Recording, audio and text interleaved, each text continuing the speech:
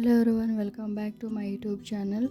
ಇದು ಒಂದು evening plan ಮಾಡಿದ್ವಿ. ನಾನು ನಮ್ಮ ಯಜಮಾನ್ರು ಮತ್ತು ಅವ್ರ ಫ್ರೆಂಡ್ಸ್ ಬಂದಿದ್ದರು. ಒಂದು ಪಾಪು ಬಂದಿತ್ತು. ಅದಕ್ಕೋಸ್ಕರ ನಮ್ಮ ಮನೆಗೆ ತುಂಬ ಹತ್ತಿರನೇ ಇದೆ ಈ ಮಾಲು. ಯಾವುದಂದರೆ ಏಷ್ಯನ್ ಮಾಲ್ ಆಫ್ ಏಷ್ಯಾ ಅಂತ ಹೇಳ್ಬಿಟ್ಟು ನಾವು ಅಲ್ಲೇ ಇರೋದು. ಒಂದು 1.5 ಕಿಲೋಮೀಟರ್ ಆಗ್ಬೋದು. ಅದಕ್ಕೆ ಅವ್ರು ಬಂದಿದ್ರಲ್ವ ನಮ್ಮ ಮನೆಗೆ. ಈವ್ನಿಂಗ್ ಹೋಗ್ಬಿಟ್ಟು ಪ್ಲ್ಯಾನ್ ಮಾಡಿಕೊಂಡು ಹೋಗಿದ್ವಿ, ನೋಡ್ಕೊಂಡು ಬರೋಣ ಅಂಥೇಳಿ. ತುಂಬ ಚೆನ್ನಾಗಿತ್ತು ಮಾಲು. ಅದೇ ಫಸ್ಟ್ ಓಪನ್ ಆಗಿತ್ತಲ್ವ, ಹಾಗಾಗಿ ತುಂಬ ದೊಡ್ಡದಿದೆ ಮಾಲು ಅಂತ ಹೇಳಿದರು. ಅಡ್ವರ್ಟೈಸ್ಮೆಂಟ್ ಎಲ್ಲ ಬರ್ತಾಯಿತ್ತು. ಅದಕ್ಕೆ ಹೋಗ್ಬಿಟ್ಟು ನೋಡ್ಕೊಂಬರೋಣ ಅಂತ. ಹೊರಗಡೆ ಮಾತ್ರ ತುಂಬ ಸೂಪರಾಗಿತ್ತು. ನನಗಂತೂ ತುಂಬಾ ಇಷ್ಟ ಆಗೋಗಿತ್ತು. ವಾಟರು ಎಷ್ಟು ಕಲರ್ಫುಲ್ಲಾಗಿತ್ತು ಅಂತಂದರೆ ನೀವು ವಿಡಿಯೋದಲ್ಲಿ ನೋಡ್ಬೋದು. ಎಂಟ್ರಿನೂ ಕೂಡ ಹಾಗೆ ಇತ್ತು. ಫಸ್ಟ್ ಅಲ್ವ ಓಪನಿಂಗ್ ಆಗಿದ್ದು. ಎಷ್ಟು ರಶ್ ಇತ್ತಂದರೆ ತುಂಬಾ ರಶ್ ಇತ್ತು. ಅಯ್ಯಪ್ಪ ಎಷ್ಟು ಓಡಾಡ್ಬೇಕು ಗೊತ್ತಾ. ನಾವು ಈವ್ನಿಂಗ್ ಒಳಗಡೆ ಹೋದವರು ಒಂದು 5:30 ಮನೆ ಬಿಟ್ವಿ. 6ಗೆ ಒಳಗಡೆ ಹೋಗಿದ್ದೀವಿ. ಮನೆಗೆ ಬರೋ ಅಷ್ಟೊತ್ತಿಗೆ 11 ಗಂಟೆ ಆಗಿತ್ತು. ಅಲ್ಲೇನಾದರೂ ಊಟ ಮಾಡ್ಕೊಂಡು ಬರೋಣ ಅಂತ ಅನ್ನೋ ಅಷ್ಟು ಸುಸ್ತಾಗ್ಬಿಟ್ಟಿತ್ತು. 5 ಫ್ಲೋರ್ಸ್ ಇದೆ ಅದು. ತುಂಬಾ ಚೆನ್ನಾಗಿತ್ತು. ಒಂದು ಫ್ಲೋರಲ್ಲಿ ಇದ್ದ ಥರ ಇನ್ನೊಂದು ಫ್ಲೋರಲ್ಲಿ ಲೈಟಿಂಗ್ಸ್ ಇಲ್ಲ. ಲೈಟಿಂಗ್ಸ್ ನೋಡೋದಕ್ಕೋಸ್ಕರನೇ ಹೋಗ್ಬೋದು. ಶಾಪಿಂಗ್ಗೆ ಅದು ಸೆಕೆಂಡರಿ. ಫಸ್ಟು ಮಾಲ್ ನೋಡಬೇಕು. ಮಾಲ್ ಡಿಸೈನ್ಸ್ ಆಗಿರ್ಬೋದು, ಪೇಂಟಿಂಗ್ಸ್ ಆಗಿರ್ಬೋದು, ಮತ್ತು ಲೈಟಿಂಗ್ಸು. ಒಳಗಡೆನೇ ಒಂದು ಗಾರ್ಡನ್ ಥರ ಮಾಡಿದರು. ಅದು ಕೂಡ ತುಂಬಾ ರಿಯಲ್ ಥರ ಕಾಣ್ತಾಯಿತ್ತು. ಸೂಪರಾಗಿತ್ತು. ಮಕ್ಕಳು ಮಾತ್ರ ಲಾಸ್ಟಲ್ಲಿ ಮಕ್ಕಳಿಗೆ ಗೇಮ್ಸ್ ಎಲ್ಲ ಇಟ್ಟಿದ್ರು. ಮಕ್ಕಳು ತುಂಬಾ ಎಂಜಾಯ್ ಮಾಡ್ಬೋದು. ಅವ್ರಿಗೆ ನೋಡೋದಕ್ಕೆ ತುಂಬಾ ಅಟ್ರಾಕ್ಟಿವ್. ಮತ್ತು ವಾಲ್ ಡಿಸೈನ್ ಮಾಡಿದ್ದು, ಅಲ್ಲಿ LED ಫಿಕ್ಸ್ ಮಾಡಿದ್ದು.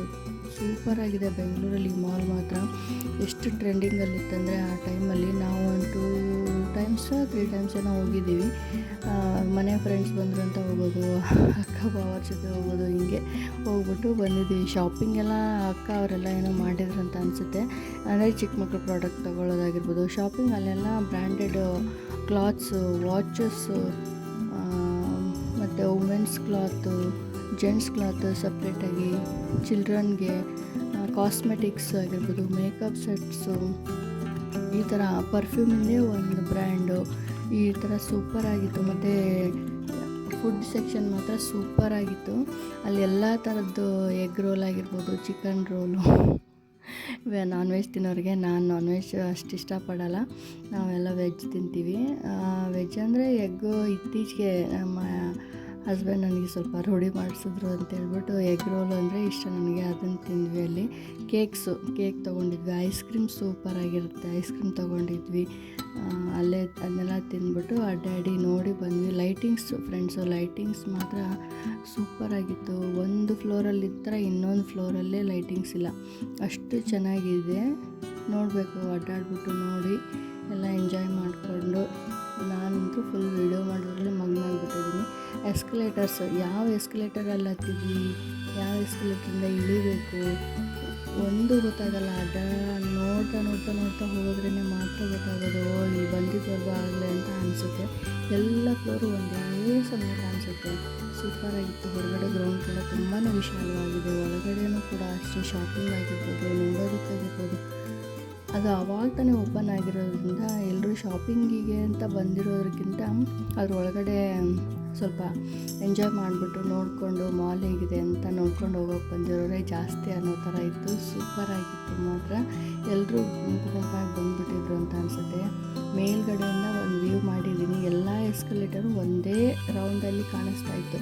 ಅದನ್ನು ಕೂಡ ಒಂದು ವೀಡಿಯೋ ಮಾಡ್ಕೊಂಡಿದ್ದೀನಿ. ತುಂಬಾ ಅಟ್ರಾಕ್ಟಿವ್ ಆಗಿತ್ತು ಅಂತ ಹೇಳ್ಬೋದು. ಸೂಪರಾಗಿತ್ತು. ನಾನು ಮಾತ್ರ ವೀಡಿಯೋ ತುಂಬಾ ಎಂಜಾಯ್ ಮಾಡ್ತಾ ನೋಡಿದೆ. ಎಂಜಾಯ್ ಮಾಡ್ತಾ ವೀಡಿಯೋ ಮಾಡಿದ್ದೀನಿ. ಸೂಪರಾಗಿತ್ತು ಆ ಈವ್ನಿಂಗ್ ಮಾತ್ರ. ಅದಕ್ಕೋಸ್ಕರ ನಿಮಗೆ ಹಂಚ್ಕೋಬೇಕು ಅಂತ ಅನ್ನಿಸ್ತು ನಿಮ್ಮ ಜೊತೆಗೆ. ಅದಕ್ಕೆ ವೀಡಿಯೋ ಮಾಡಿ ಯೂಟ್ಯೂಬ್ ಅಪ್ಲೋಡ್ ಮಾಡೋಣ ಅಂತ ಹೇಳ್ಬಿಟ್ಟು ಮಾಡ್ತಾಯಿದ್ದೀನಿ. ಪ್ಲೀಸ್ ಫ್ರೆಂಡ್ಸ್, ಸಬ್ಸ್ಕ್ರೈಬ್ ಮಾಡಿ, ಶೇರ್ ಮಾಡಿ, ಲೈಕ್ ಮಾಡಿ.